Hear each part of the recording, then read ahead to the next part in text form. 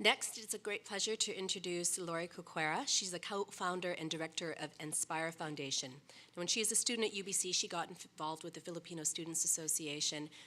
She and some friends began to do charitable work here in Vancouver, and that led her to become involved with Enspire's initiatives to build housing in the Philippines. Lorie?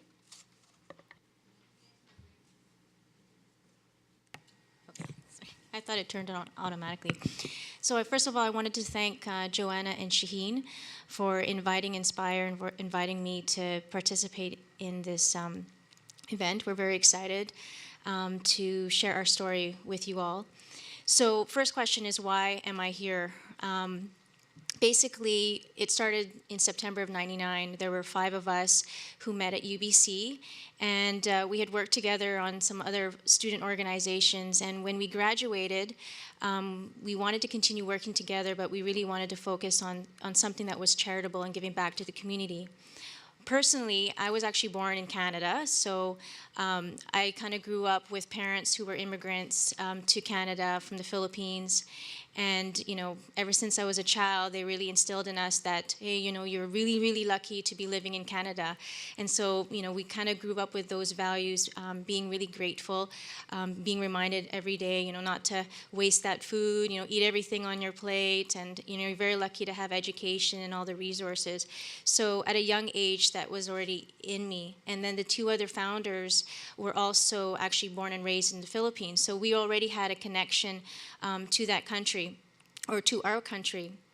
So we really started small. We didn't really know exactly how big we wanted to be, so we started off with some soup kitchens, just really wanting to increase awareness. We really targeted the youth because we could relate to that. We just graduated. We started holding events that we could relate to the youth, so it was like dance competitions, really, really small. And then we partnered up with an organization in the Philippines called Pag-aalay ng Puso, which stands for A Gift from the Heart Foundation. And this organization was really focused in a very poor area called Bagong Silang, which translates to a new beginning. And you can see in the pictures there that it's basically one of the top 3 poor shanty towns in the Philippines. And this is just off Manila Bay. They basically built houses on stilts with scrap metal and scrap wood. There's no sewage, there's no running water. And so they were really targeting this area, and it's, you know, 4 sisters and a brother. It's a family-run organization over 20 years, really trying to raise the level, a social economic level, by just spending time with the families, spiritual guidance, and kind of giving them the skills to just really better their lives. So what we did is we liked what they were doing, so we sponsored the education of 18 students. Our mission was really to empower, educate, and encourage individuals to help themselves and others. So in line with educating, we felt that if we gave them the opportunity and access to education, then at least they had a choice, because at least they could, you know, maybe do something with that education. So we did that for a couple of years, held several fundraising events, from choir festivals to raffles, you know, did whatever we could to raise money, because we were all doing this part-time as well, in addition to, you know, working full-time. And so after doing that for a couple of years, we realized that even if we were giving them the opportunity to education, they would go back home, and only maybe less than 50% of the students were actually doing something with their education, because they would go back into their shanty home and see their families and kind of get back into the cycle. So then we knew, okay, we need to do something more than that. So then we developed our Shared Experience program. So what this program was, well, PPF, the sister organization, they actually had land donated to them in Bulacan, Norzagaray, Bulacan, which is a 3-hour drive from Metro Manila. So it's a very clean, you know, farmland. So with this land, they had this idea that maybe we could start to move some of these families into a new clean community in Bulacan. So we really liked that idea. We thought, well, our Shared Experience program could send Canadians, young professionals and students, to the Philippines, and they can see for themselves what it's like. They would spend a few days in Navotas with the families, get to know the families, and then they would spend some time in Bulacan actually building the community. So we started off by building a library because it was still in line with our mission. And then we sent another group in, so the first group built a library in 2006, and then the second group of 30 people went and started building 2 more houses. And then in 2010, we built another 2 houses. So averaging, we've been building 2 houses because the first house is paid for basically the people who are volunteering, so they're raising enough funds for that, and then we raise the other 10,000 for the second house. So it costs approximately 10,000 Canadian to build the houses.